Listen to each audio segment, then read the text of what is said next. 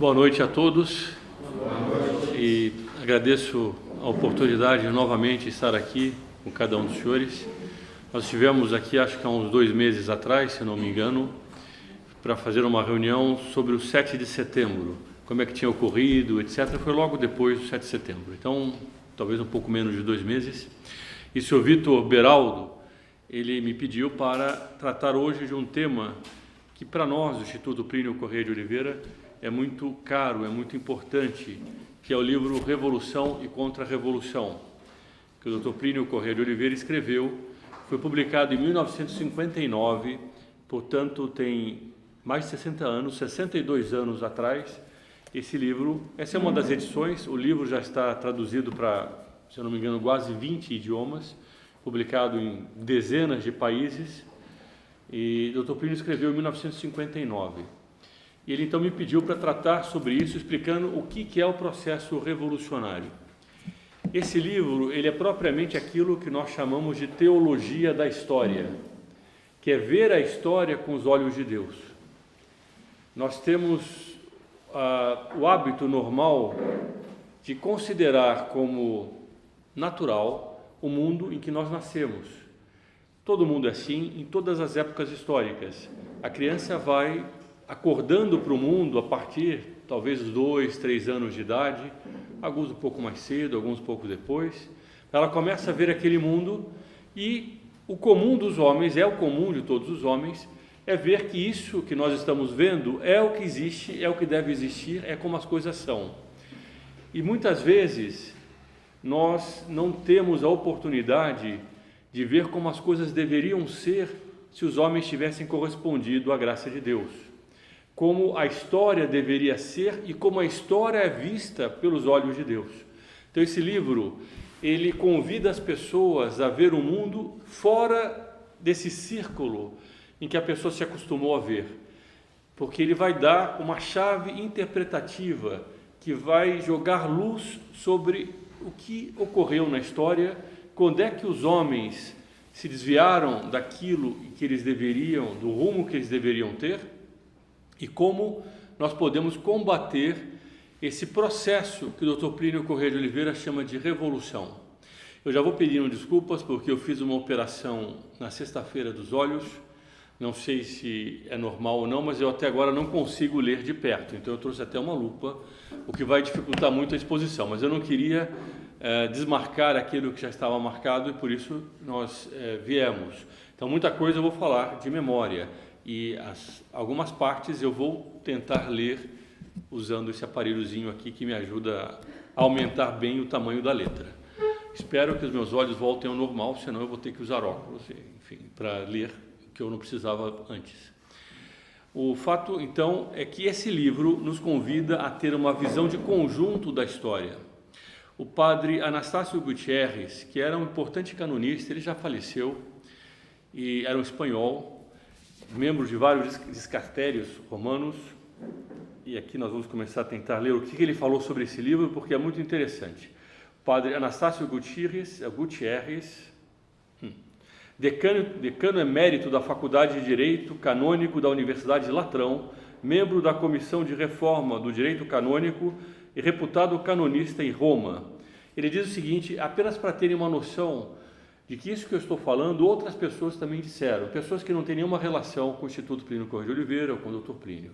Diz ele, ousaria dizer que se trata de uma obra profética, no melhor sentido do termo, mas ainda seu conteúdo deveria ensinar-se nos centros superiores de formação da Igreja, para que ao menos as classes de elite tomem consciência clara de uma realidade esmagadora, do qual, creio, não se tem nítida consciência.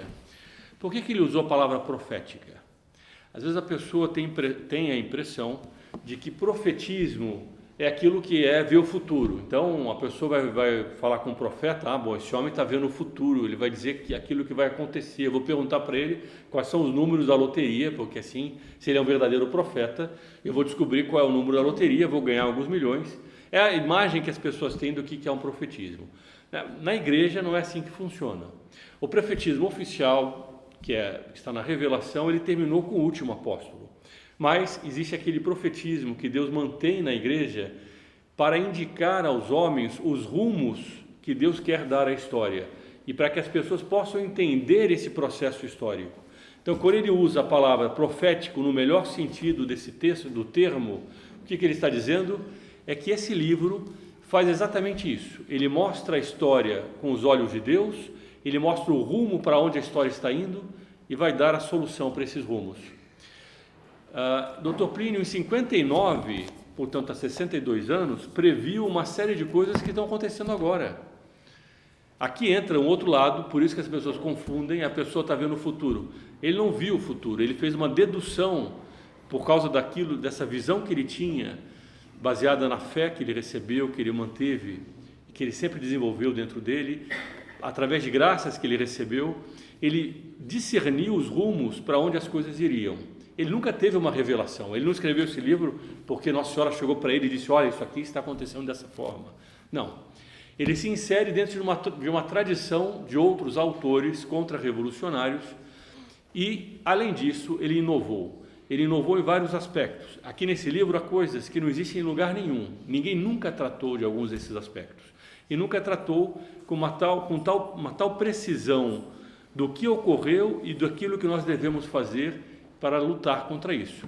Então, se nós queremos ser católicos no mundo de hoje, se nós queremos, nessa situação em que nós estamos, defender a fé católica, apostólica, romana, como filhos da igreja, como membros da igreja militante, porque nós somos, com o crisma, membros da igreja militante, nosso papel é lutar, não é ficar sentados na cadeira, vendo televisão, vendo a história se desenvolver diante dos nossos olhos, e nos omitirmos, mas pelo contrário, é moldar a história. Cada um de nós é chamado nesse momento em que nós vivemos a lutar por algo, ainda mais quando os homens se afastaram tanto da lei de Deus.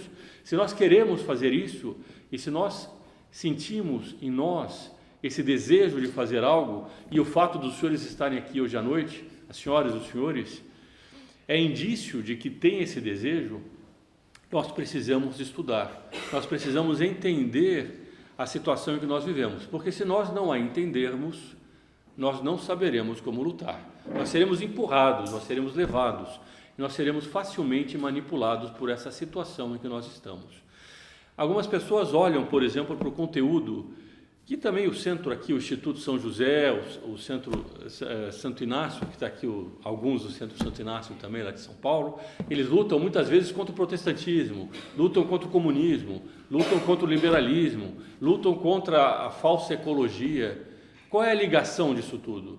Algumas pessoas podem ficar com uma grande interrogação, mas afinal, por que são tantos temas separados? O que é que une tudo isso?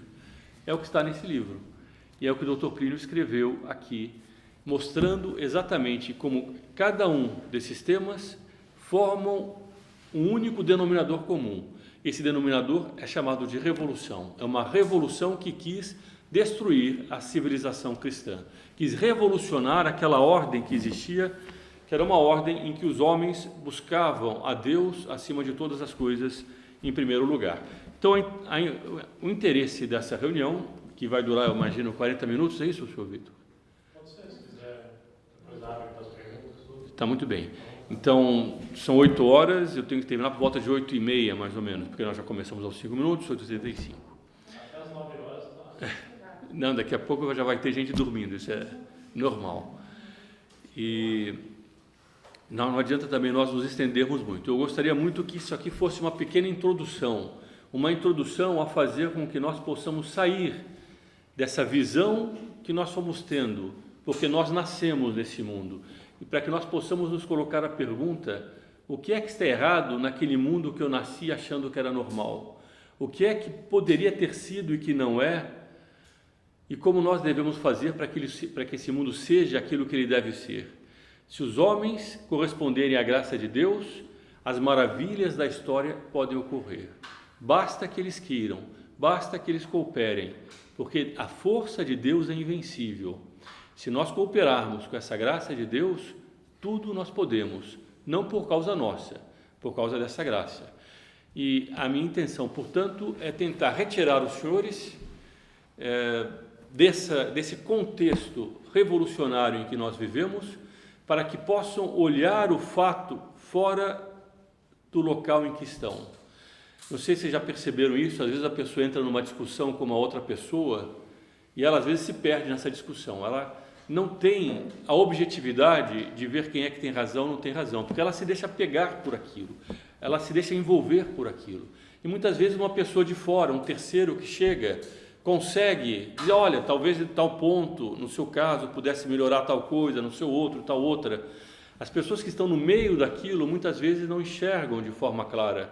E uma pessoa que está olhando de fora, por exemplo, uma mãe que vê dois filhos brigando, muitas vezes ela consegue perceber o que cada um deles está fazendo de errado. E os dois lá no meio não estão percebendo. Nós nascemos num mundo em que nós estamos dentro desse mundo. É preciso sair desse contexto para poder analisar aquilo que está certo e aquilo que está errado. E sair desse contexto é o quê? É ver esse mundo como Deus vê.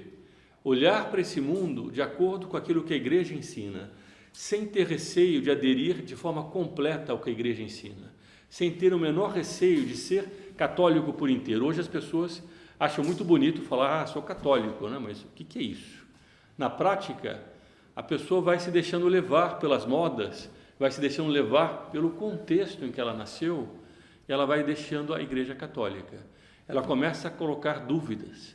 Aqui no livro tem uma frase que é muito interessante, quando o Dr. Plínio fala de um dos aspectos geniais desse livro, que é a revolução nas tendências, que é algo que acontece às vezes sem que a pessoa nem sequer explicite ideologicamente, doutrinariamente. Cumpre viver como se pensa, sob pena de mais cedo ou mais tarde, acabar por se pensar como se viveu. Eu vou repetir a frase, ainda mais à noite, que é mais difícil.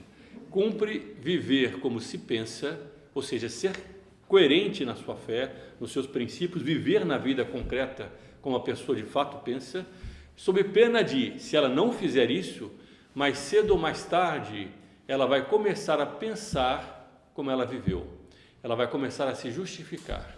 Então, a pessoa que vai para o colégio e começa, por causa da influência dos amigos, a deixar de rezar, a começar a olhar aquilo que ela não deve olhar, a começar a falar palavrão, mais cedo ou mais tarde ela vai começar a justificar. No primeiro momento ela fica vermelha, ela começa a achar, poxa, eu não devia ter feito isso. Se ela não cortar, mais cedo ou mais tarde ela vai começar a justificar, porque todo homem busca justificar a sua ação. Todos nós temos a tendência de justificar aquilo que nós fazemos. Então, se nós não formos coerentes na nossa fé, e por isso é importante aderir inteiramente à fé católica, apostólica romana, mais cedo ou mais tarde, nós vamos começar a mudar a fé, nós vamos começar a mudar a religião. Ou nós vamos mudar de religião, ou nós vamos querer exigir e vamos tentar fazer dentro da igreja uma revolução. Nós vamos querer fazer com que a doutrina da igreja mude. Mude sobre a questão moral, mude sobre a questão das consequências temporais da doutrina católica. Nós vamos tentar alterar a doutrina da igreja. Isso é o que faz, por exemplo, a teologia da libertação, os padres progressistas. Quanto mais eles tentam justificar o mundo de hoje, mais eles afastam a doutrina católica da igreja católica, mais eles deturpam a doutrina católica, melhor dizendo. Eu ia dizer alguma outra coisa, mas agora me fugiu do pensamento. Mas eu acho que os senhores já viram isso acontecer o tempo inteiro. Padres, hoje mesmo, ontem, eu recebi um que estava atacando Nossa Senhora, dizendo que Nossa Senhora pecou, que Nossa Senhora fez não sei o quê, porque para eles é preciso, ao invés de adaptar o mundo à igreja, adaptar a igreja ao mundo. Foi o que aconteceu na década de 60, 70, em que houve um movimento muito grande de abertura da igreja para o mundo que já não era mais católico. Abriu aquelas portas que estavam fechadas, eles diziam isso, é preciso abrir as janelas da igreja, abrir para arejar, receber os ventos novos, e todo aquele mundo carregado de revolução, que é o que nós vamos ver, não era um mundo católico, era um mundo que tinha se afastado de Deus. Todo esse mundo começou a entrar dentro da igreja.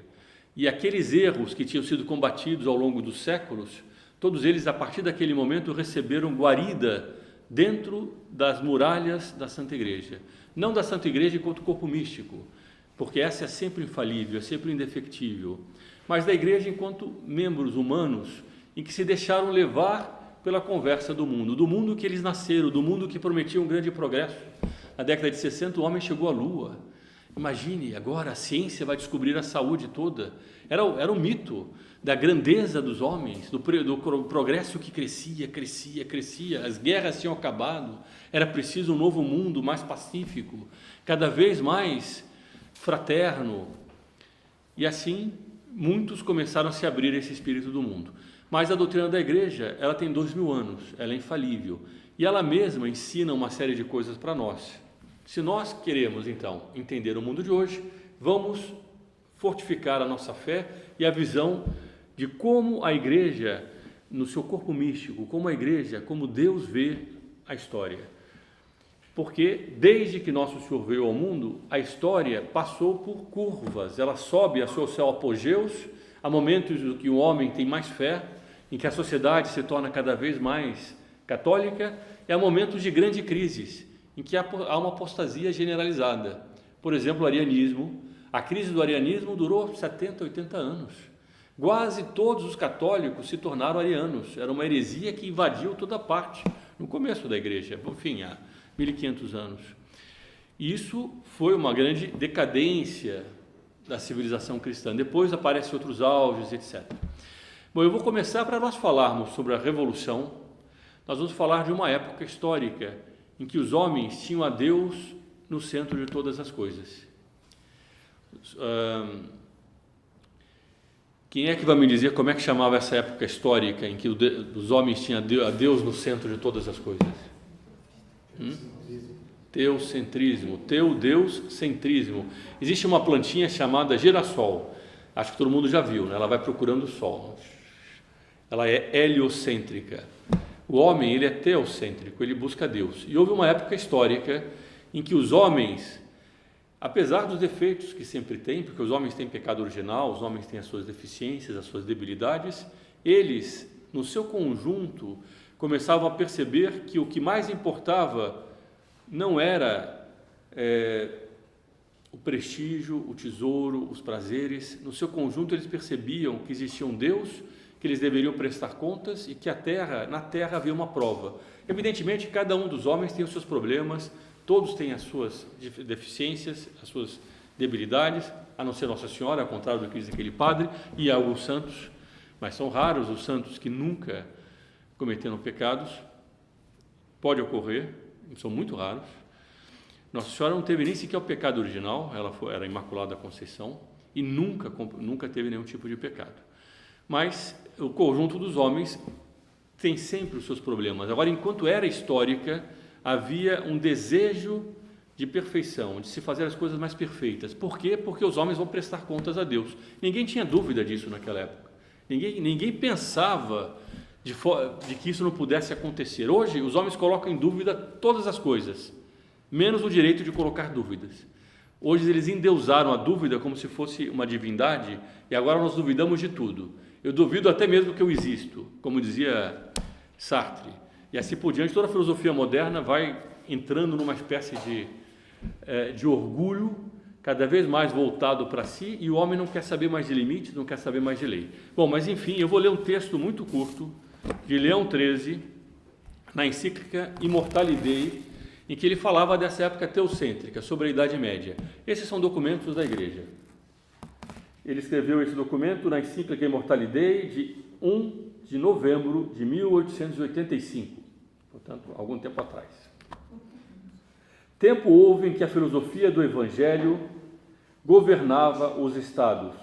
Nessa época, a influência da sabedoria cristã e a sua virtude divina penetravam as leis, as instituições, os costumes dos povos, todas as categorias e todas as relações da sociedade civil. Vejam que interessante. A religião impregnava tudo, não era só dentro da igreja. A religião não vivia só dentro da igreja. Ela impregnava as leis, os costumes, a filosofia, a arte, tudo era impregnado pela fé. Então a religião instituída por Jesus Cristo, solidamente estabelecida no grau de dignidade que lhe é devido, em toda parte era florescente, graças ao favor dos príncipes e à proteção legítima dos magistrados. Então o sacerdócio e o império estavam ligados entre si por uma feliz concórdia e pela permuta amistosa de bons ofícios. Organizada assim, a sociedade civil deu frutos superiores a toda expectativa, cuja memória subsiste e subsistirá, consignada como está em inúmeros documentos, que artifício algum dos adversários poderá corromper ou obscurecer. Essa era a civilização cristã. E era uma civilização que nasceu de uma cultura cristã, que nasceu de homens que eram católicos, apostólicos, romanos. É por isso que eles, na vida cotidiana deles, produziram aquilo que eles produziram. Eles produziram filosofia, eles produziram arte. A pessoa, quando ia desenhar, desenhava algo baseado naquela mentalidade que ele tinha. Se ele ia fazer uma roupa, ele fazia uma roupa baseada naquela mentalidade. E as roupas na Idade Média eram lindas. Não é como esses filmes aí que aparecem, os medievais todos sujos, que é uma visão tribalista da Idade Média. Pelo contrário, eles tinham roupas muito coloridas. Quem visita, por exemplo, os museus da Europa, encontra as roupas medievais, eram cheias de cores, as catedrais eram cheias de cores. Falam da Idade das Trevas. Imagine uma Idade das Trevas que pudesse fazer uma catedral como a Catedral de Notre-Dame de Paris, uma Sainte-Chapelle. A Sainte-Chapelle, se nós estivéssemos aqui, podíamos ter trazido slides da beleza do que aquela capela que São Luís Rei fez para abrigar a coroa de espinhos de nosso Senhor Jesus Cristo. Eram homens que tinham tanta fé que eles faziam as catedrais para abrigar relíquias. A Catedral de Chartres, que é belíssima, foi feita para abrigar um véu de Nossa Senhora. Fizeram uma grande catedral. A Sainte-Chapelle foi feita para a coroa de espinhos de Nosso Senhor. A parte de cima é só de vitrais. A pessoa entra lá, ela pensa que ela está no céu, de tão bonito que é aquilo. Como é que se pode falar de Idade das Trevas? Regine Pernot, que é uma grande historiadora, chamava de Idade das Luzes, Idade da Luz, porque era ali que brilhou a alma humana no que ela tinha de mais profundo. Entretanto, os inimigos da civilização cristã precisavam destruir aquilo. Só que para destruir isso, não adiantava chegar para o medieval e dizer, olha, deixa de ser católico, porque a Igreja Católica está errada, vamos agora adorar, não sei, o demônio. No medieval, que não era muito de buscar, digamos, não ia entrar com uma petição no sistema judiciário, ele pegava a espada e cortava a cabeça, né? Porque ele não tinha muita conversa. Naquela época era mais ou menos assim que se resolvia. A igreja durante séculos foi civilizando aqueles povos, os povos bárbaros que se converteram quando eles invadiram o Império Romano. Os povos bárbaros eram bárbaros, eles tinham hábitos muito bárbaros. Átila, por exemplo, ele era um huno e chegou às portas de Roma, foi parado por São Leão Magno, se eu não me engano, que aliás a festa dele acho que foi ontem, ou foi alguns dias atrás, mas Átila colocava a carne debaixo da perna dele, junto ao pelo do cavalo, porque a carne se salgava com o suor do cavalo. Era para ele algo normal. Não existia essa culinária, gastronomia que nós temos hoje, a pessoa vai lá, coloca os temperos. Não. Para ele, a carne boa era aquela, o sal do cavalo estava salgando, ele estava no meio da cavalaria dele, pegava a carne e comia.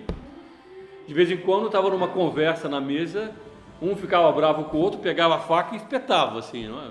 Aí a igreja disse, não pode matar durante as refeições, não pode fazer duelo, não pode não sei o quê. A igreja ia civilizando aqueles povos. Então, o povo medieval, não adiantava chegar para ele e dizer, olha, vai adorar o demônio, ele não vai entender isso, ele vai pegar a espada e vai cortar a sua cabeça. Era preciso preparar o ambiente para que eles aceitassem a mudança de doutrina. Essa preparação ela foi muito lenta, ela começou não com as ideias, e isso é um dos pontos mais interessantes desse livro. O Dr. Plínio fala da revolução nas tendências. O processo revolucionário tem 3 profundidades. A primeira das profundidades é nas tendências, não é nas ideias. Não é alguém chegar e dizer, olha, como fez Lutero, colocou as teses dele na frente de uma igreja na Alemanha e convenceu todo mundo. Ele convenceu por quê? Porque as pessoas já estavam preparadas para aceitar aquelas teses. O Dr. Plínio dá uma metáfora, não se consegue colocar em fogo numa floresta verde. A floresta tem que estar seca. Era preciso secar aquela seiva da Idade Média que faziam com que os homens colocassem em primeiro lugar os direitos de Deus. Porque se não houvesse isso antes, eles não aceitariam as teses protestantes. Eles aceitaram porque já tinha havido uma decadência no fervor religioso. Então começaram a aparecer os trovadores. É muito simpático. Chega uma pessoa lá com... Como é o nome daquele instrumentozinho que eles tocavam? As trovas, não? Não, tem os nomes que eu esqueci. É uma coisa dessa. Eles chegam lá, blá, blá, blá, começam a tocar, fazem uma música romântica, muito agradável, né? Muito bonito, vai ouvindo. E o medieval, que era muito de luta, começava a achar bonito aquele sentimentalismo. Aí começavam a aparecer os romances de cavalaria. Em vez do cavaleiro medieval ir lutar por um ideal, conquistar a Terra Santa, defender as viúvas, os fracos e oprimidos, não, eu vou lutar agora pelo amor de uma donzela. Era preciso fazer as disputas aparatosas. Para que uma espada tão pesada? Faz uma espada menor. Para que uma bota tão pesada? Para que um hábito tão quente? Por que vocês usam paletó e gravata no século XXI? É mais ou menos a mesma coisa, com outra roupagem, mas todo mundo vai sentir, quem usa uma roupa melhor, alguém vai chegar e dizer, porque fique mais à vontade, seja mais informal. Isso que diz hoje, para quem está usando uma roupa um pouco melhor, dizia para o medieval também. Para que tudo isso? Está muito pesado. Use uma coisa mais leve. Não é uma coisa doutrinária. Ninguém está dizendo, Deus quer que os homens se vistam mal, portanto você tem que se vestir mal. Não, ninguém disse nada disso. É uma coisa muito mais sutil. E é algo que vai falar a um desejo do homem de ter maior liberdade, de ter maior orgulho, porque ele quer ser mais igual, ele quer ter mais sensualidade. Todo homem tem pecado original. Eles vão explorando esses desejos humanos. O marketing hoje faz muito isso, quando querem vender alguma coisa, colocam muito essas coisas que despertam os interesses. Não é, quase nunca é uma coisa doutrinária, é muito mais sutil. Dr. Plínio, quando apareceu a primeira caneta Bic, só para terem uma ideia, isso foi na década de 60 ou 70, Bic é aquelas canetas transparentes, não? 70, não? Eu peguei já, quando eu era novo, estava no colégio, já era caneta Bic, mas logo na década anterior não era. A caneta Bic é transparente, as canetas antes não eram transparentes. O Dr. Plínio naquele momento disse, isso aqui é uma grande revolução tendencial, eles estão preparando o mundo para o nudismo. Daqui a 40 anos vai aparecer gente defendendo o nudismo, vai aparecer gente defendendo que é preciso haver uma maior transparência entre as pessoas, que as roupas atrapalham, que elas escondem, que elas são anti-igualitárias. Ele falou isso por causa de uma caneta. Enfim, entra dentro do conjunto do que ele já estava vendo nesse livro, mas por causa daquela tendência de que a pessoa tinha que ver o que estava dentro e que antes era oculto. Hoje em dia, todos os prédios modernos são de vidros, porque faz parte do mundo de hoje a transparência. Mas isso começava com coisas muito sutis, começa com uma caneta, uma pequena alteração. Os carros eram muito mais pontudos, hoje eles são muito mais arredondados, porque a forma redonda é mais agradável para essa mentalidade do século XXI. Tudo isso faz parte de estudos que são feitos de psicologia social, de aprofundamento de como as pessoas reagem. Agora, para ver isso, era preciso ter um discernimento. O Dr. Plínio teve esse discernimento.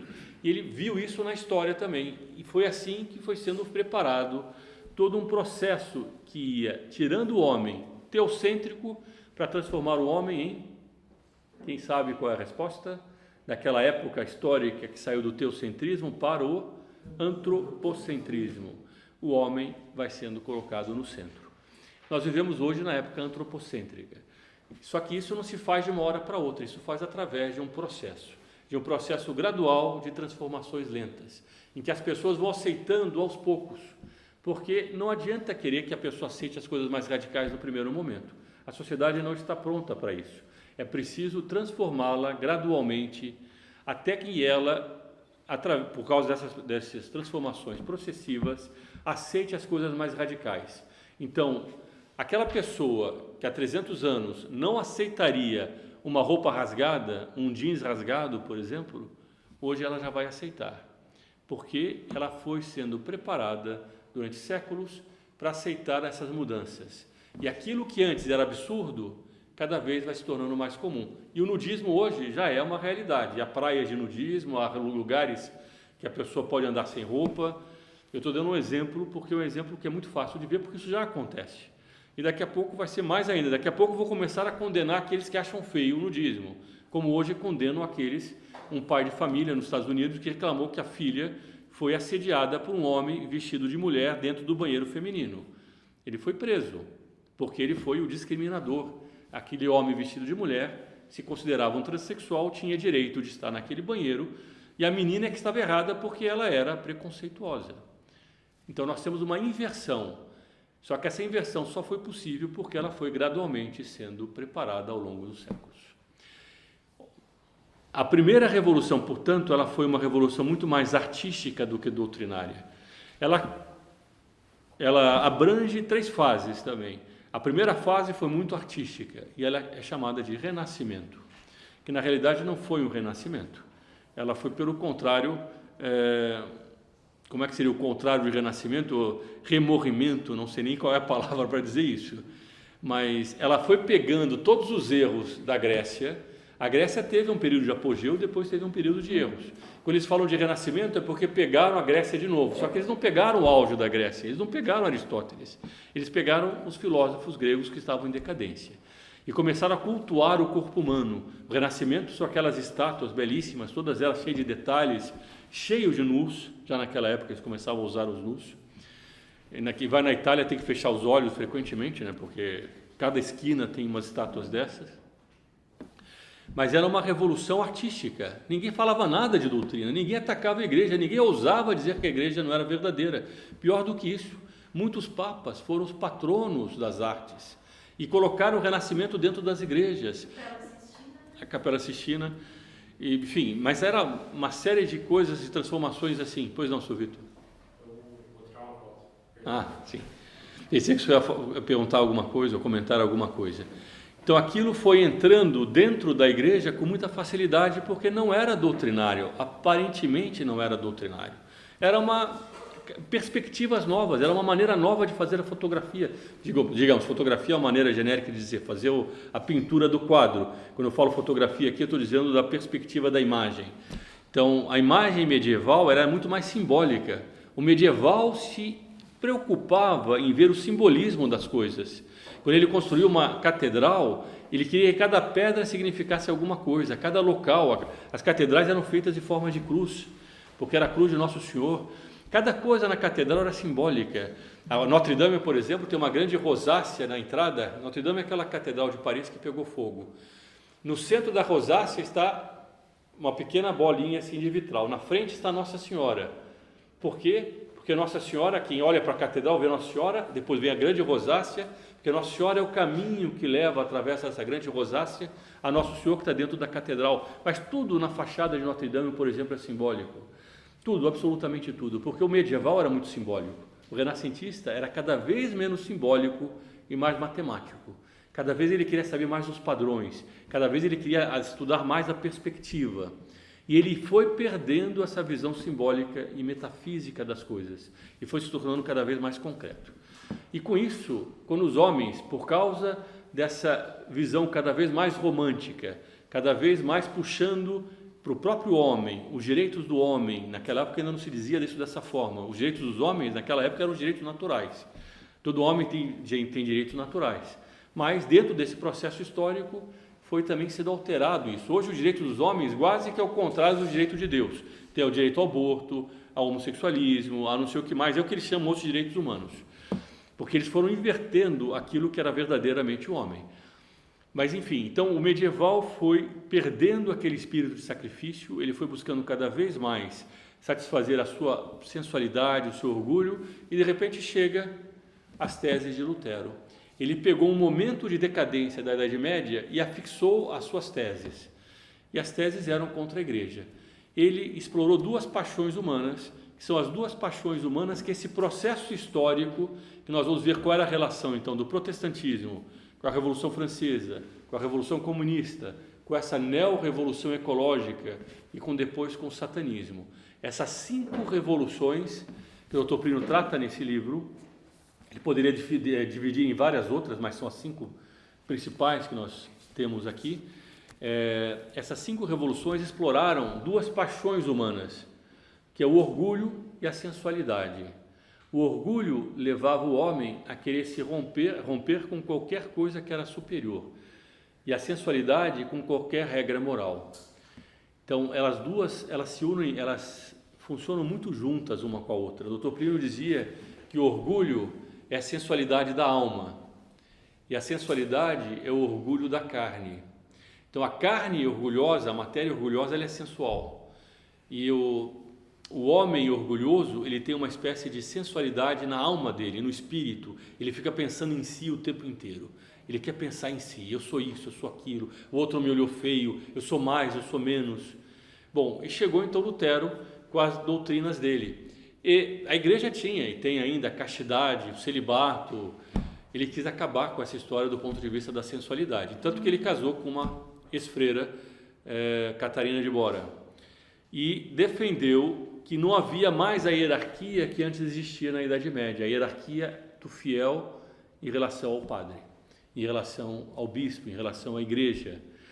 Na Idade Média havia uma desigualdade harmônica, proporcional, pelo menos assim era como funcionava o conjunto da sociedade, em que cada pessoa via no outro um reflexo de Deus em particularidades diferentes. Eu estava falando das roupas, mas não é só a roupa que era diferente.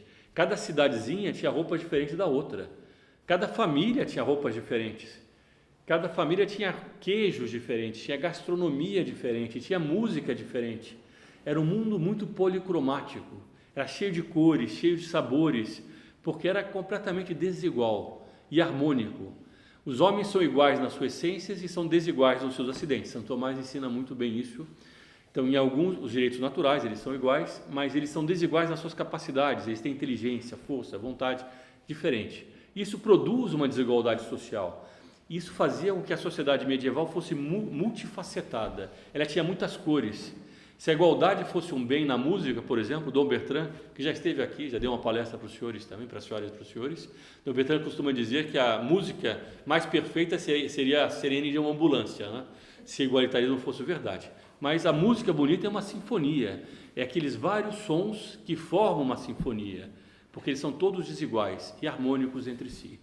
A gastronomia é a mesma coisa, cada sabor que cozinha bem, eu não sei cozinhar, mas eu sei comer, então eu sei apreciar bem os sabores.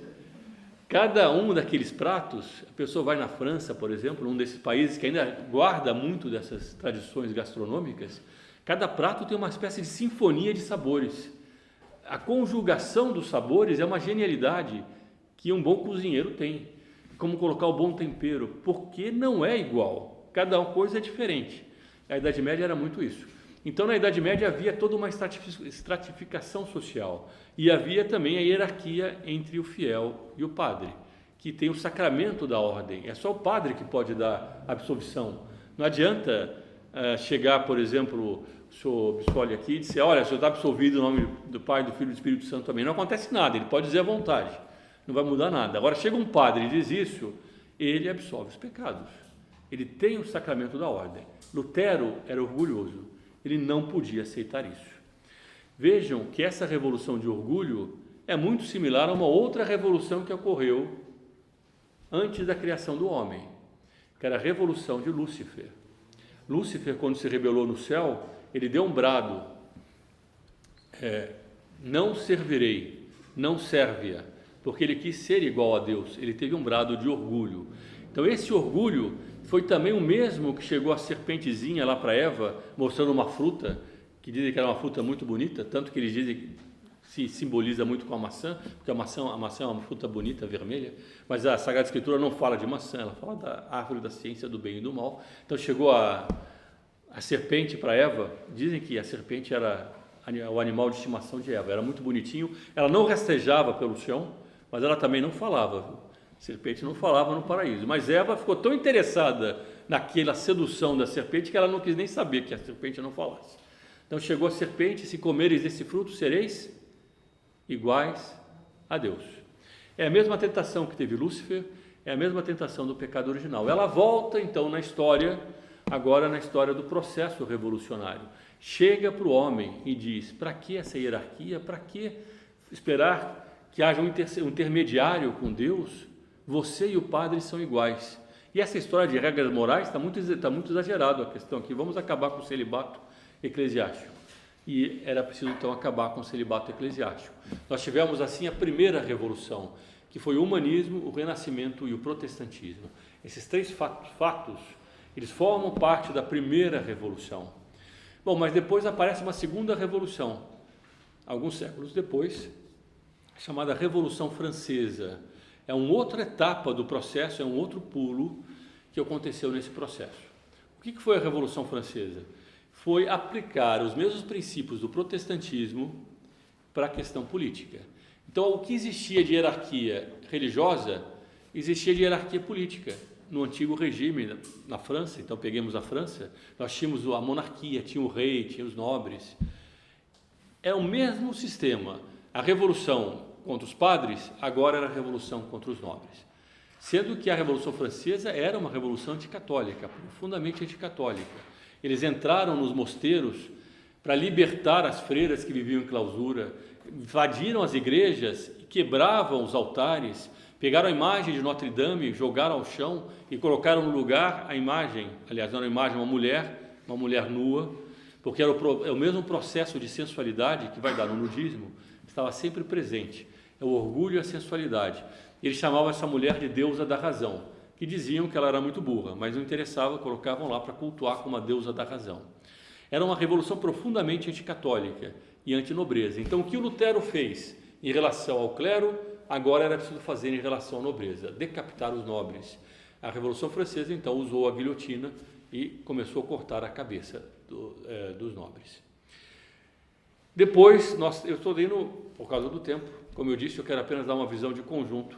Eu espero que eu esteja conseguindo ser claro. Qualquer dúvida, por favor, podem me interromper, que inclusive ajuda na exposição. O modelo de mulher que o senhor está falando é Mary Ann? Desculpe, como? O modelo de mulher que está falando é Mary Ann?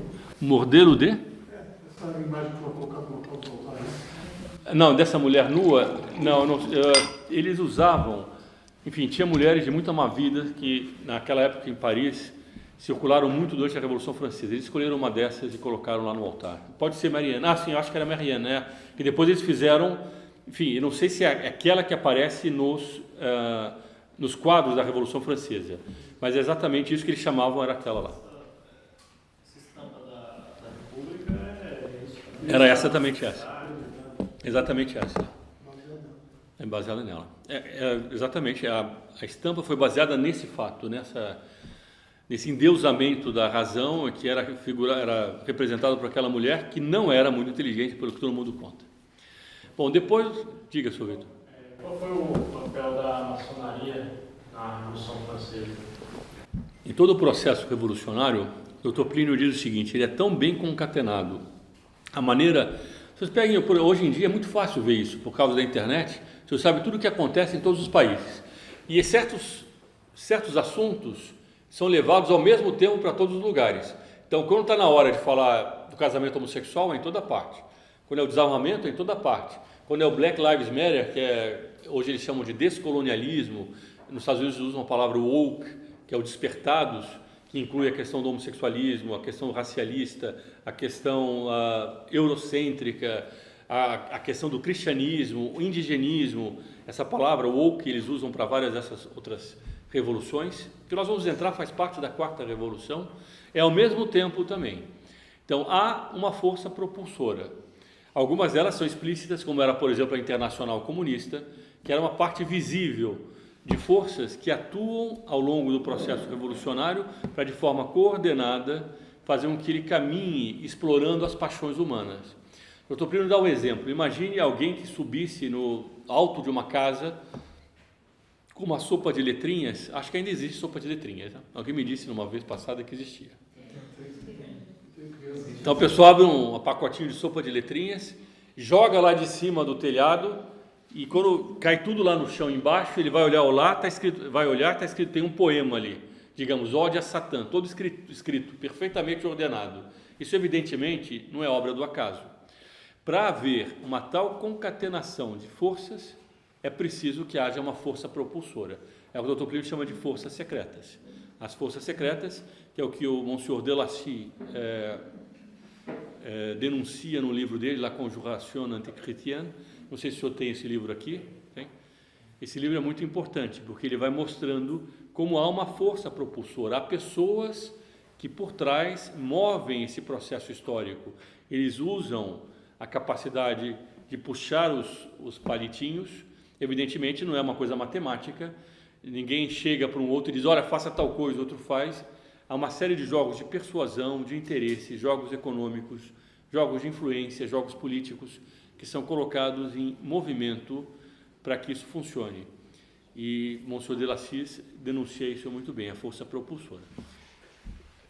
Bom, desde o primeiro momento, se tivesse alguém olhado com atenção e tivesse recebido uma graça para ver isso com clareza, já naquele primeiro momento do humanismo teria visto tudo isso, porque o humanismo daria no nudismo, o humanismo daria no tribalismo, mas era preciso ter o discernimento para ver as consequências do processo.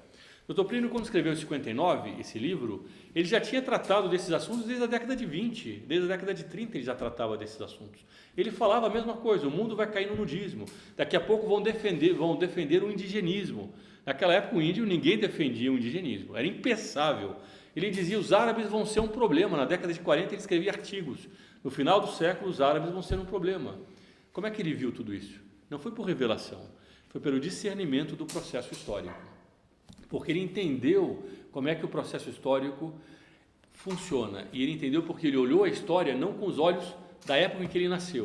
Ele saiu da época em que ele nasceu, como cada um de nós deve fazer, e olhou a história fora dessa época para poder julgá-la com os olhos de Deus, não com os olhos dele.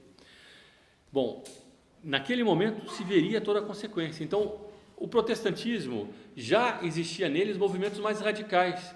Se os senhores pegarem os movimentos chamados anabatistas, eles já eram comunistas.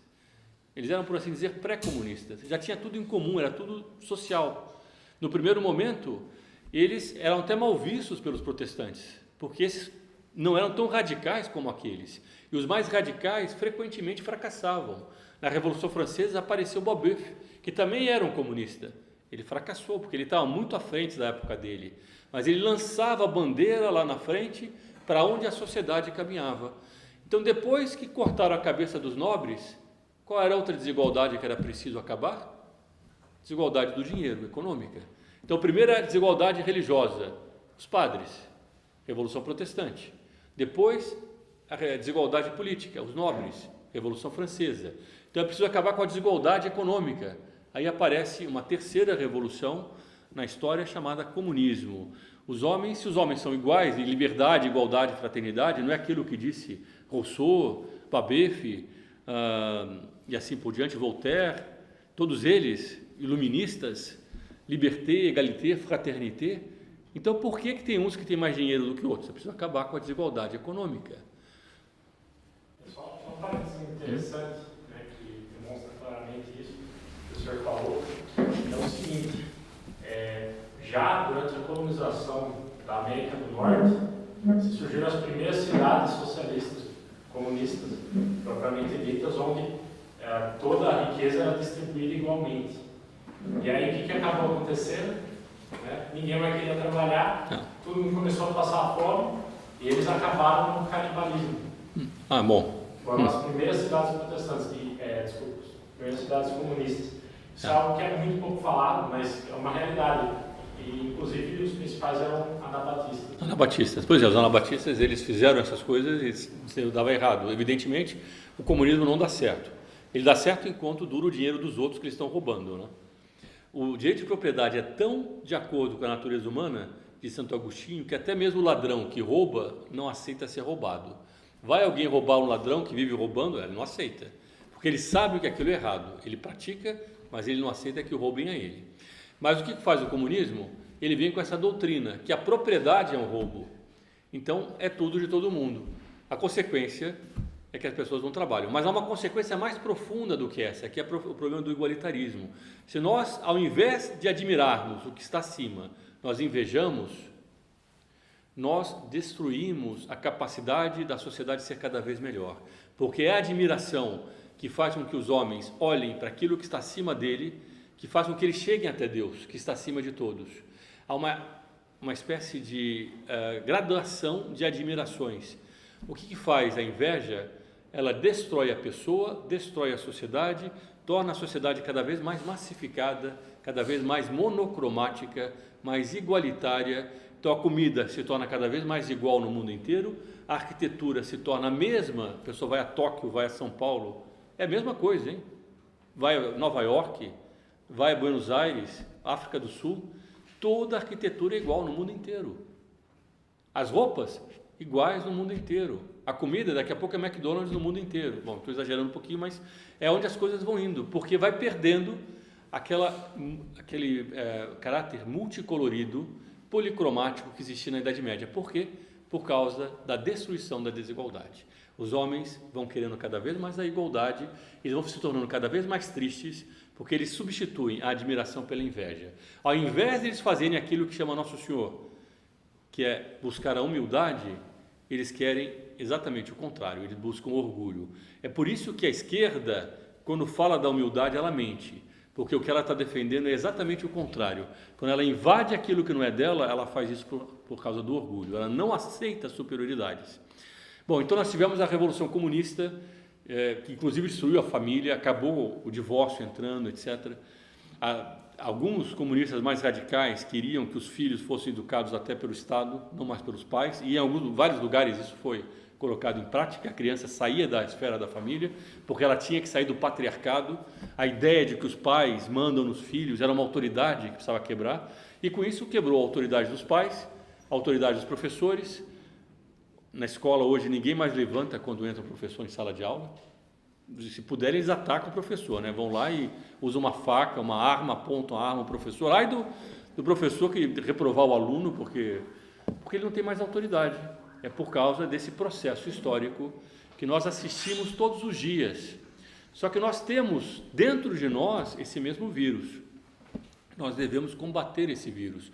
Nós devemos cada vez mais amar a humildade e praticar a humildade, porque nós crescemos no mundo do orgulho, nós nascemos nesse mundo, e quanto mais nós praticarmos a humildade, mais nós estamos dando graças e glórias, aliás, à Nossa Senhora, que desde o primeiro momento foi aquela que praticou a humildade. Ela quis ser a escrava da Mãe de Deus. Não sei se já leram o livro Tratado da Verdadeira Devoção de São Luís. Os que já leram, meus parabéns. Os que não leram, leiam. E os que leram, leiam de novo, porque vale a pena. Nossa Senhora quis ser escrava da Mãe de Deus.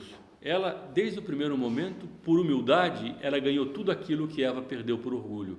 A humanidade só vai restaurar aquilo que ela deve ser quando ela vencer o orgulho que entrou dentro dela. Esse orgulho é o orgulho revolucionário, baseado em duas paixões humanas, que é o orgulho e a sensualidade.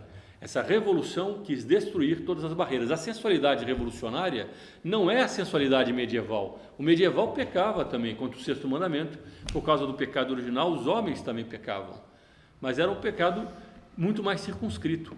Na revolução, esse pecado tem algo de libertação. A pessoa quer se libertar das regras morais. Não basta ela pecar, ela quer revolucionar as regras, ela quer derrubar as regras, ela quer impor o pecado como regra. Ela quer derrubar os direitos de Deus.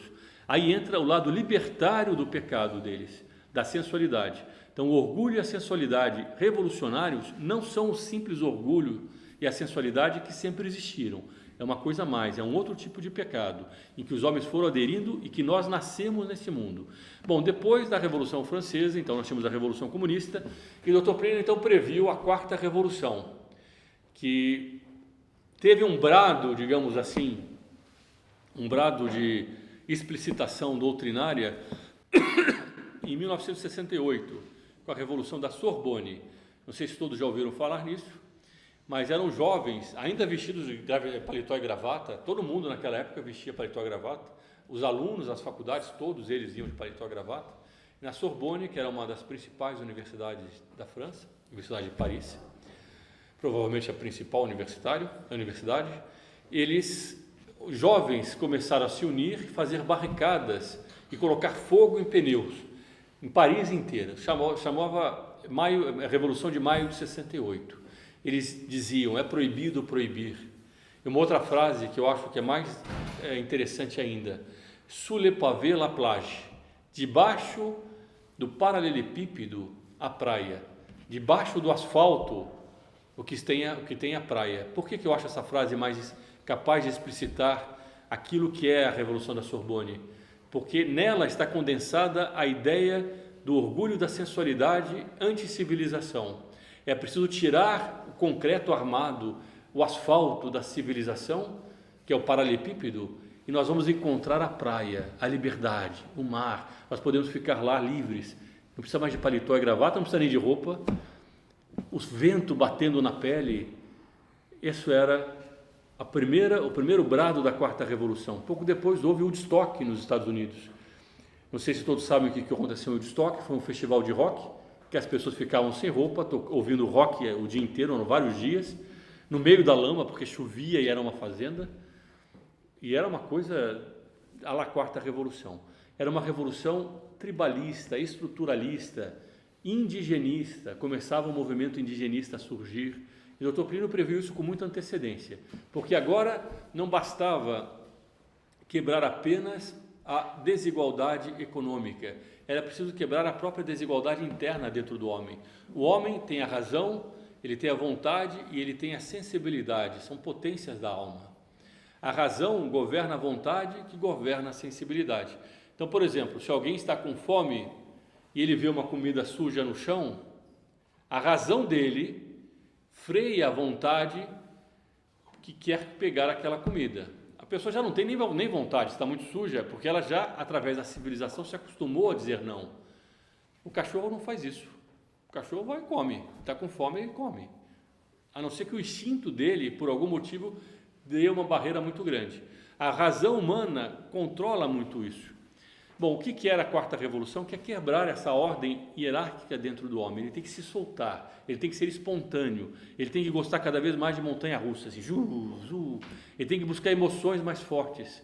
Isso dentro da igreja vai dar no movimento chamado Renovação Carismática Católica. Eu não estou dizendo que todos que fazem parte desse movimento participam disso, mas é algo que está na linha desse sentimentalismo exacerbado, porque era preciso soltar as emoções, é preciso deixar a sensibilidade à flor da pele. Cada vez mais os homens buscam essas emoções.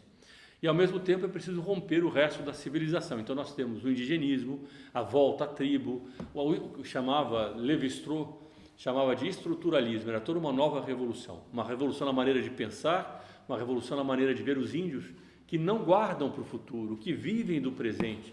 Começou a aparecer aquelas frases, viva o presente, carpe diem. Tinha um filme famoso, Sociedade dos Poetas Mortos, que lançou essa frase. Só os mais velhos é que vão lembrar desse filme, os mais novos nem ouviram. Você já ouviu, né? Então era carpe diem, aproveite o dia, seize the day, eu não sei bem como traduzir isso em português, mas abarque o dia, pegue, abrace, use o máximo, viva o momento, não se preocupe com o futuro, solte os seus instintos, para que essas regras sociais, abandone a razão que diz que existe uma moral. Isso era a nova revolução que vinha, era a Quarta Revolução que veio com um ímpeto enorme, destruindo a hierarquia dentro dos homens, preparando a vinda do anticristo, ou da pré-figura do anticristo, que é o satanismo. Dr. Plínio sempre disse que nós não estamos no fim do mundo, nós estamos no fim de um mundo. Nossa Senhora,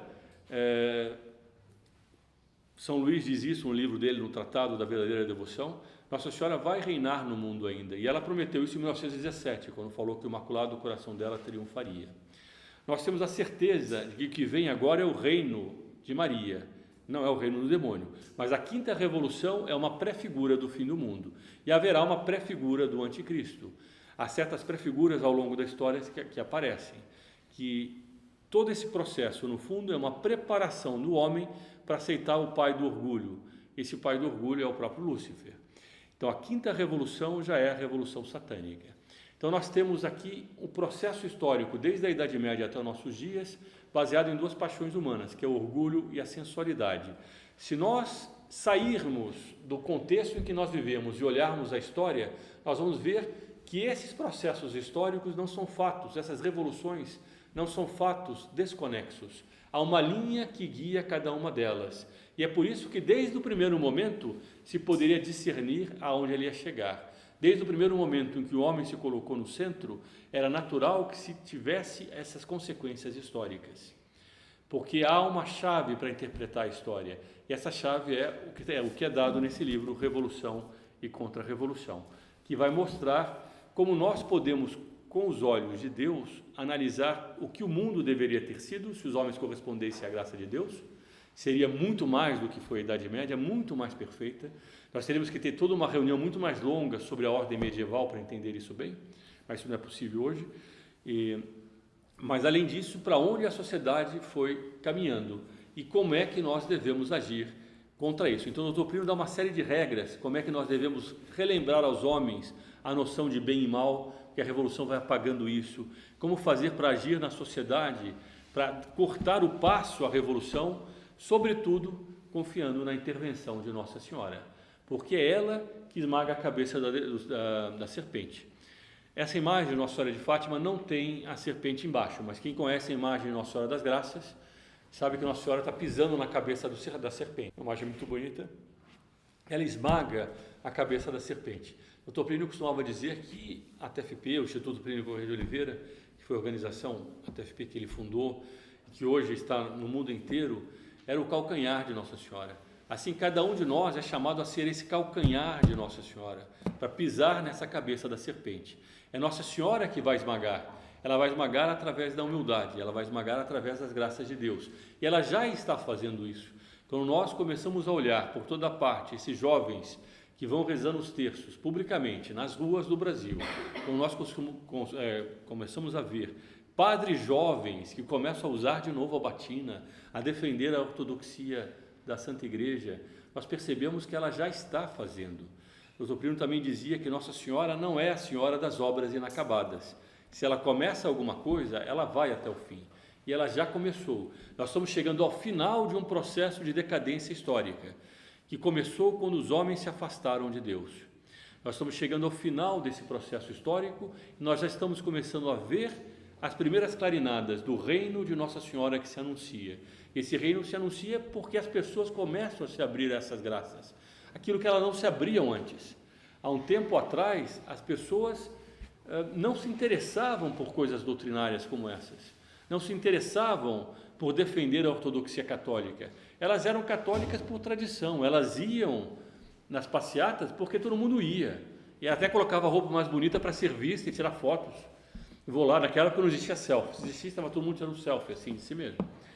Hoje, há muita gente tirando selfie, mas ao mesmo tempo, cada vez mais aparecem pessoas dispostas a fazer aquilo que os outros não tinham, que é lutar contra esse processo revolucionário. Então, já está começando, nós já estamos vendo o início disso. Cabe a nós sermos, na terra, os meios que Nossa Senhora tem para agir. Ela vai dar o mais importante, ela vai conseguir de Deus, como medianeiro universal de todas as graças, ela vai conseguir as graças para esse mundo, para que ele se converta. E ela já está conseguindo isso. Vocês conhecem bem, São Luís diz isso, Nossa Senhora é onipotência suplicante. Não há nada que ela não peça que Nosso Senhor não dê. Então nós podemos ter a certeza de que pedindo a Nossa Senhora ela nos dará. Porque ela quer dar. Deixa eu ver se eu vou pegar aqui como o Dr. Plínio termina um dos capítulos do livro. Bom, há várias partes muito bonitas. Quem não leu ainda, eu sugiro muito que leia. Mas o Dr. Plínio então diz que no meio desses panoramas todos, que eu procurei dar um resumo, para que possam entender a situação em que nós estamos e como nós devemos procurar olhar a história fora disso. Então, tendo em vista isso, é importante voltar sempre os olhos à Nossa Senhora, porque é ela que permaneceu fiel quando todos fugiram. Quando os apóstolos fugiram no momento da crucifixão, e o que nós estamos vendo hoje é uma nova crucifixão, mas é a crucifixão da igreja. A igreja é o corpo místico de Cristo, assim como Nosso Senhor passou por uma paixão, a igreja hoje passa no corpo místico de Cristo a mesma paixão. Quem ficou fiel naquele momento não foram os apóstolos, todos eles fugiram, todos, foi Nossa Senhora. Aos pés de Nossa Senhora, todos, inclusive os apóstolos, depois São João apareceu, todos perseveram, aqueles que se agarrarem firmemente a Nossa Senhora. ela que é a onipotência suplicante, ela que apressou a hora de Deus a algo mais importante, mais surpreendente do que isso. Desculpe, eu passei do meu horário. Há algo mais surpreendente do que acelerar a hora de Deus nas bodas de Caná. Todos lembram do episódio? Nosso Senhor disse para Nossa Senhora: não chegou a minha hora. Nosso Senhor disse que não era a hora dele fazer o milagre. Nossa Senhora nem discutiu com ele, chegou para os servos lá do noivado: façam tudo aquilo que ele disser. E Nosso Senhor foi lá e fez o milagre que ele não ia fazer, que ele não queria fazer, que não era a hora dele fazer. Qual é a criatura humana que é capaz de acelerar a hora de Deus, de mudar a hora de Deus, senão aquela que é a onipotência suplicante? Então assim termina o Plínio, a parte 3 do livro Revolução contra a Revolução. Há de te levar óculos meus que habitas em Tcheres. Eu vou ler em português, senão vai ficar mais complicado. Levanto os meus olhos para ti, que habitas nos céus, assim como os olhos dos servos estão fixos nas mãos dos seus senhores, e os olhos da escrava nas mãos de sua senhora, assim nossos olhos estão fixos na Senhora, Mãe Nossa, até que ela tenha misericórdia de Deus. É um salmo muito bonito, o Salmo 122. Então nós, aos pés de Nossa Senhora, temos sempre essa confiança, porque ela é aquela que desde o Gênesis esmagou a cabeça da serpente, ipsa contere, ela esmagará e ela esmagará na nossa época. Ela está esmagando, ela já começou a esmagar. As graças de Deus para vencer esse processo de descristianização já começam a aparecer, e ele está mudando a face da terra. Nós faremos a nossa parte. Ela pode ser pequena, mas elas são os 7 pães e os 7 peixes que Nossa Senhora pede de cada um de nós, que Nosso Senhor pede de cada um de nós. Quando aquela multidão foi atrás de Nosso Senhor no deserto e não tinha comida, Nosso Senhor se compadeceu deles, mas Ele era Deus. Alguém tem dúvida disso aqui? Não. Ele podia bater na pedra, vira pão, e a pedra virava pão, mas Ele não quis fazer isso. Ele pediu para que recolhessem os 7 pães e os 7 peixes. E é isso que nós devemos fazer. Nós não vamos fazer o milagre. Quem vai fazer é Nosso Senhor, e por intercessão de Nossa Senhora. Mas nós temos que conseguir os 7 pães e os 7 peixes. É isso, e é só isso que ela pede de nós. Se nós formos fiéis, nós teremos sido fiéis no momento de apostasia, no momento que boa parte do mundo se voltou contra Deus, porque o mundo de hoje, ele é um mundo do progresso, é um mundo do poder, é o mundo do dinheiro, mas é um mundo sem Deus, é um mundo que vive como se Deus não existisse. Nós temos a graça de podermos, nesse mundo que se afastou de Deus, fazer o papel dos 7 pães e dos 7 peixes. Não há nada, talvez, mais belo que se pudesse fazer, talvez desde a época dos apóstolos. Desde a época dos apóstolos, talvez não tenha havido um tempo como esse, em que se pudesse dar uma mostra de fidelidade a Nossa Senhora, a Nosso Senhor Jesus Cristo, como cada um de nós pode dar, por mérito dela, não é mérito nosso. Não somos nós que faremos, é ela que fará. Não é por causa da nossa força, da nossa capacidade de agir, mas é por uma graça que ela está dando, e está dando a cada um de nós. Eu agradeço então a todos que tiveram a paciência de me ouvir durante um pouco mais de 1 hora. Se alguém tiver alguma pergunta, eu estou à disposição também. O senhor poderia situar, mais ou menos, em que momento histórico estamos, qual revolução é atual, ou se existe um pouquinho de um e da outra? Nós estamos numa época histórica que todos os braços da revolução chegam ao mesmo tempo, como uma hidra de várias cabeças. Aliás, o Apocalipse tem a imagem da hidra de várias cabeças. É um pouco isso. Nós estamos vendo as várias revoluções chegarem no momento histórico em que nós estamos vivendo. Só que houve na história fatos que atrapalharam muito o processo revolucionário, fatos históricos que fizeram com que cada uma das etapas tivessem percalços, maiores ou menores. Seria um pouco longo agora nós entrarmos em todos esses detalhes, mas, por exemplo, quando o comunismo tinha que ser substituído pela autogestão, esse era um passo muito importante. O comunismo estava perdendo toda a capacidade dele de mobilizar as massas. No começo parecia que o mundo caminhava para o comunismo, todo mundo dizia, o futuro é o comunista. Até no Brasil as pessoas aceitavam que fosse devagarzinho para o comunismo, porque era mais ou menos o futuro. Um dia ia chegar lá. Só que eles foram perdendo a capacidade de mobilização, o Brasil não caiu no comunismo, tudo isso nós poderíamos ver como é que isso se passou, a importância de que foi para a história do mundo que um país com a riqueza natural do Brasil não caísse na mão da Rússia, isso foi fundamental.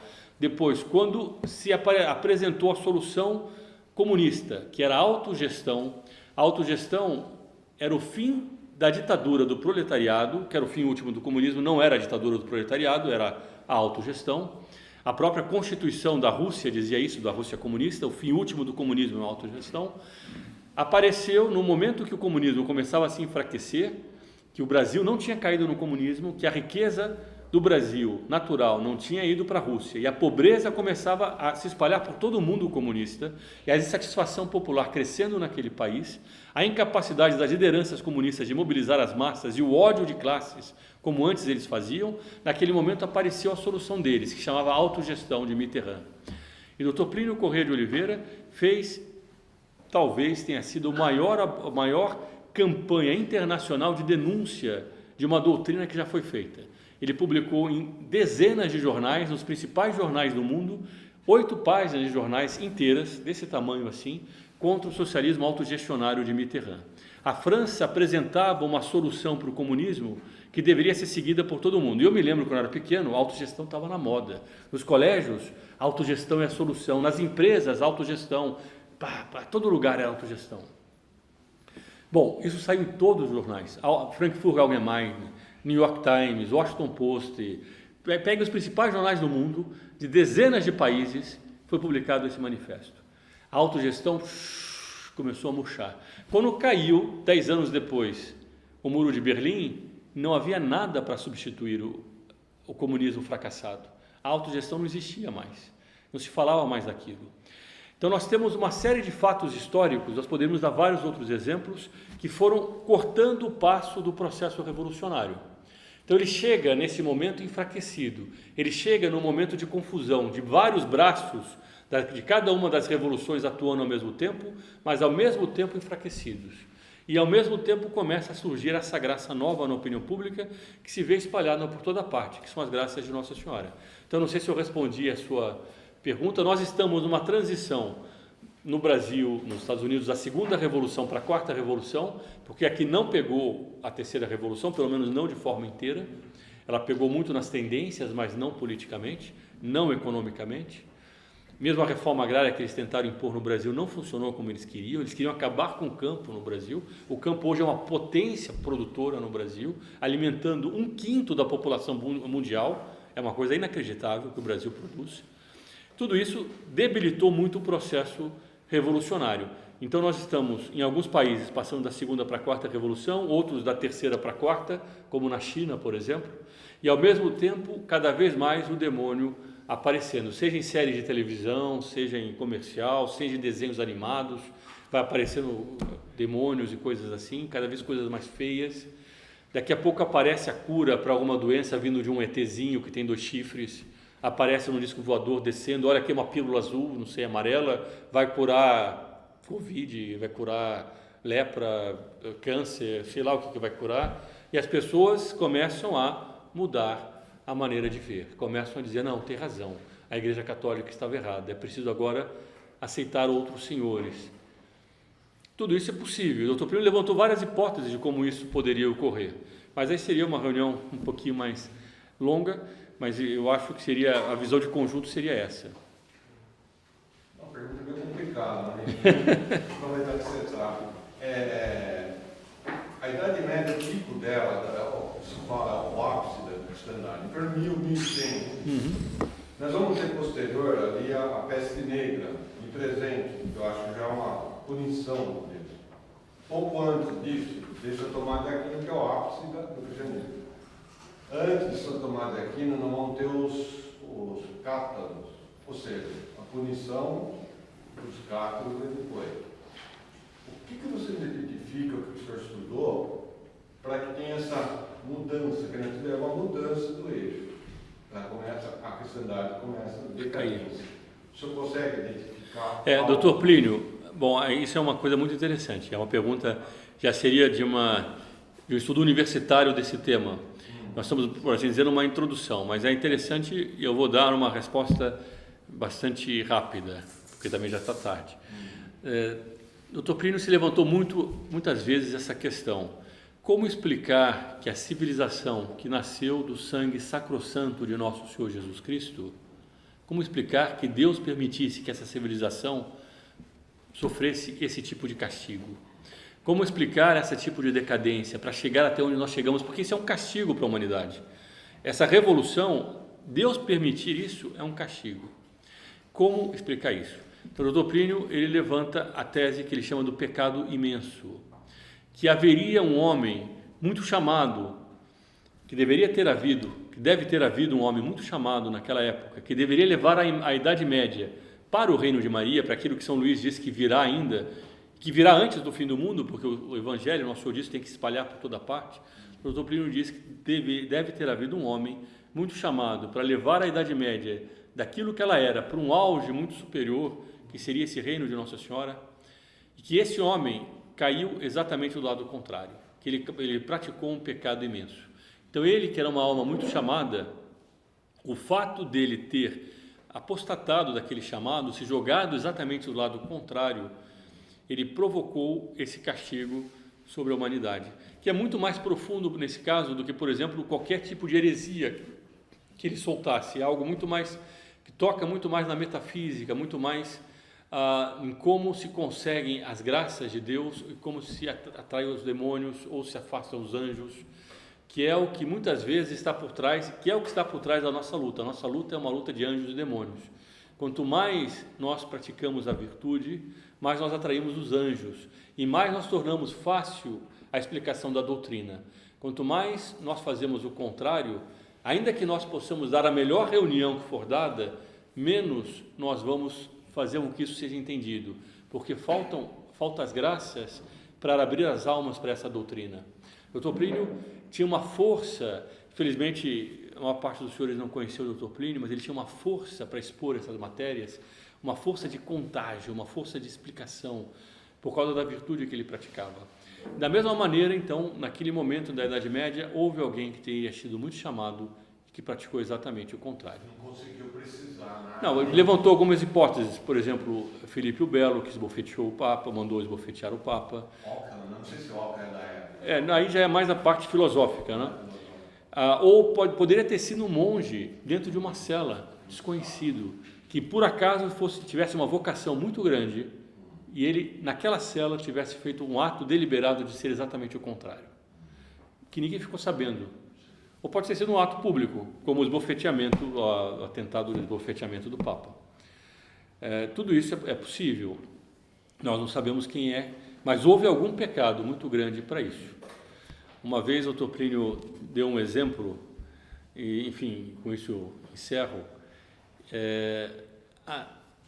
Como é que nós vamos começar o exemplo? Deixa eu ver se eu lembro, porque às vezes nós temos a ideia que a coisa mais fácil que nós devemos fazer é chegar para uma pessoa e fazer uma exposição doutrinária e convencer ela de ser católica. Olha, seguinte, você está errado em ser protestante. Você pega todos os pontos. Isso é muito importante de fazer. Mas a pessoa pode chegar no final disso e dizer, eu não tenho argumento, mas eu vou continuar sendo protestante. Porque ela não sentiu uma moção da graça, não é a razão que vai convencê-la. A conversão a fé é uma graça de Deus. É preciso haver uma graça de Deus. Então, nós temos que ter toda a parte apologética, toda a parte doutrinária, mas nós devemos nos lembrar que antes disso há o problema da graça. Então, o Dr. Plínio dava um exemplo, é muito meritório, etc., a pessoa querer caçar os morcegos à noite, ela vai lá com como é o nome daquilo lá, a cestinha, e vai pegando os morcegos assim na casa dele, e pega. Agora, o fato é o seguinte, assim que o sol nascer, os morcegos todos fogem. O sol é a graça de Deus. Nós devemos fazer aquilo que está ao nosso alcance. Se não tem outro, você pega a redinha e vai atrás dos morcegos. Mas se nós trouxermos, se Deus, na hora que Ele quiser, porque os homens pedem, os homens fazem sacrifícios, porque os homens têm méritos, se eles trazem esse sol, todos os morcegos que impedem as conversões dos homens vão embora. Então, o nosso principal papel nesse momento é atrair essas graças, é pedir por essas graças, para que Deus atue na história com seus anjos, porque é isso que vai mudar a face da terra. Nós temos toda a parte doutrinária, nós temos à disposição, pelo menos devemos ter, pedir a Nossa Senhora para termos, para trazer esses 7 peixes e esses 7 pães, mas sabendo que quem vai fazer isso é exatamente essa graça. Por enquanto nós estamos caçando os morcegos. Em determinado momento, quando nascer o sol do reino de Maria, aí uma nova época virá sobre uma nova terra. Terminamos, Fabito? Fazer um comentário. Pois não. Acho que foi o professor Carlos Nogueira que escreveu isso, não me recordo com clareza, mas ele comenta também esse ponto aí de como que a sociedade medieval, a cristandade, no seu auge, no século XII, XIII, por exemplo, que tinha São Francisco de Assis, São Tomás de Aquino, enfim, tantos outros grandes santos e santas de vida admirável, como uma sociedade que era praticamente toda católica pôde cair e ir decaindo até nós chegarmos ao ponto que está hoje. Né? Ele comenta ali que uma resposta racional você não encontra, porque você vê uma sociedade que tinha diversos santos, a cada catedral, a cada paróquia tinha pelo menos um santo ali, de vida assim admirável, você via que a pessoa era santa em vida. Como é que uma sociedade que tinha essas pessoas, que inspirava tantas outras pessoas, poderia cair no pecado moral, cair no pecado de heresia, de apostatar? Ele refletindo sobre isso também, não encontrava uma resposta racional, a única resposta possível é uma resposta teológica, que diz que por causa do pecado original é impossível que uma sociedade pelo menos se mantenha perpetuamente num estado de graça grande e que seja totalmente católica para sempre. Isso é a cidade de Deus, e a cidade de Deus só pode ser alcançada no paraíso, no céu, né? O reino de Deus não é deste mundo, então não é nessa terra que nós teremos para todos sempre uma sociedade autenticamente católica, mas também não é por conta disso que vamos ficar esperando que o reino de Deus chegue, né? Mas uma resposta que ele deu foi isso. Por conta do pecado original, nós vamos ter uma sociedade que seja católica para sempre. Isso é a cidade de Deus. Isso é quando o mundo, o nosso Senhor voltar. E bom, eu achei uma resposta bem interessante de se refletir, porque de fato, né, por conta do pecado original, nós, os homens, vamos sempre voltar em erros antigos, como hoje em dia a gente volta em heresias que já foram condenadas há séculos atrás. Essa resposta aí, junto com a outra que o senhor deu, que o Dr. Pedro colocou também como argumento, eu acho que nessa visão de conjunto é bem explicativo. Não, o pecado original não tem dúvida, ele sempre existe na história e ele sempre vai produzir os seus efeitos. Agora, como os homens cooperam ou não cooperam com as graças de Deus, isso, enfim, está muito bem. Eu tenho a impressão que a resposta que o senhor deu é verdadeira, mas ela falta o motivo pelo qual naquele momento isso ocorreu. Não ocorreu antes e não ocorreu depois. Porque o que desencadeou? O pecado original é de Adão e Eva, portanto, continua as consequências até hoje. Só que a Idade Média ela vinha numa espécie de auge e, de repente, houve um momento em que algo aconteceu. Não é, portanto, uma coisa que tinha acontecido muito antes. Tem que ter havido algum momento, alguma coisa que explicasse isso. Aí entra a tese que o Dr. Primo levanta sobre o pecado imenso. Não é propriamente... não estou dizendo que aquilo que o senhor disse não está correto, eu estou apenas colocando uma coisa a mais. Esse pecado imenso aconteceu dentro do contexto do fato dos homens terem pecado original e do fato de que os homens vivem numa época de provas. Então, como nós vivemos, não é só o pecado original, mas nós vivemos numa época de provas, os homens a todo momento fazem escolhas. E havia um pedido de Deus para algo e esse pedido foi negado. Essa seria a tese do pecado imenso. Então era preciso dar um passo a mais. A vida espiritual é sempre assim. A pessoa, quando ela está subindo, ela não pode parar. Quando ela para na vida espiritual, ela começa a descer. A vida espiritual é como uma montanha. Só que uma montanha que a pessoa está subindo e ela tem uma espécie de escada rolante que desce, né? A pessoa está subindo, mas a escada está descendo para baixo. Se ela para de andar, ela ficando parada, ela começa a descer. Então, a todo momento da história, Deus dá graças, mesmo com o pecado original que existe, para que os homens subam um degrau. Ele vai chamando na vida espiritual as sociedades como chama os homens. Se as sociedades param por algum momento, elas começam a descer. E se elas se rebelam contra Deus, aí ela começa a pular lá para baixo. Então, da mesma forma, as sociedades elas sobem ou descem como a vida espiritual dos homens que têm pecados, dos homens que têm tentações, dos homens que têm provações e dos homens que estão destinados a serem julgados por Deus na prova em que eles estão. E eles vão ter que fazer essas escolhas. Então, cada um de nós tem que sempre ter presente isso, está sempre subindo. procurar sempre subir na vida espiritual, nunca estagnar, porque ele vai começar a descer. E daí para baixo é muito fácil descer. Para subir é sempre mais difícil, né? Exige um pequeno esforço, um grande esforço. Terminamos? Podemos rezar? Chegamos ao final de mais um vídeo. Eu gostaria de lhe fazer um convite. Se você gosta dos temas que nós tratamos, inscreva-se no canal e ative o sininho para não perder nenhum dos próximos vídeos. E, se possível, seja membro do canal. Aqui embaixo há um botão, seja membro. Clicando nesse botão, abrirá um vídeo explicando aquilo que você receberá, inclusive a missa mensal, todos os meses, na sua intenção e na intenção de sua família.